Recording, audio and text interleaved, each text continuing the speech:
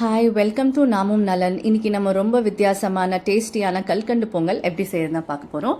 இதுக்கு ஒரு அரை கப் பச்சரிசி, 2 ஸ்பூன் பாசிப்பருப்பு எல்லாத்தையும் சேர்த்துட்டு நல்லா வாஷ் பண்ணி தனியாக திருப்பி ஊற வச்சு ஒரு அரை மணி நேரம் வரைக்கும் ஊற வச்சு எடுத்து வச்சுப்போம். இப்போ அதை குக்கரில் சேர்த்து 1 கப் பால், 2 கப் தண்ணி எல்லாத்தையும் நல்லா மிக்ஸ் பண்ணி விட்டுட்டு ஒரு 4லேருந்து 5 விசில் வரைக்கும் நல்லா வேக வச்சு எடுத்துக்கோங்க. பாருங்கள், இந்த மாதிரி நல்லா வெந்து வந்துருச்சு. இப்போ அதை நல்லா மசிச்சு விட்டுக்கோங்க. பால் கொஞ்சம் பத்தலைன்னா கொஞ்சமாக சேர்த்துக்கோங்க. இப்போ ஒரு கடாயில் 1 கப் கல்கண்டு, அரை கப் தண்ணி எல்லாத்தையும் சேர்த்துட்டு கல்கண்டு நல்லா கரையிற வரைக்கும் நல்லா வதக்கி விடுங்க.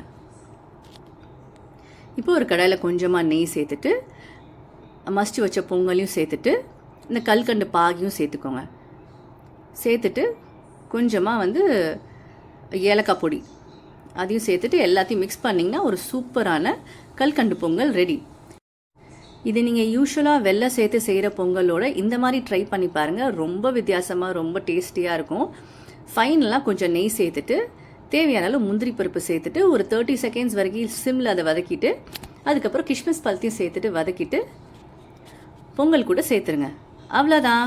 நீங்களும் ட்ரை பண்ணி பார்த்துட்டு எப்படி இருக்குன்னு சொல்லுங்கள். Happy Pongal to all of you. Thank you so much.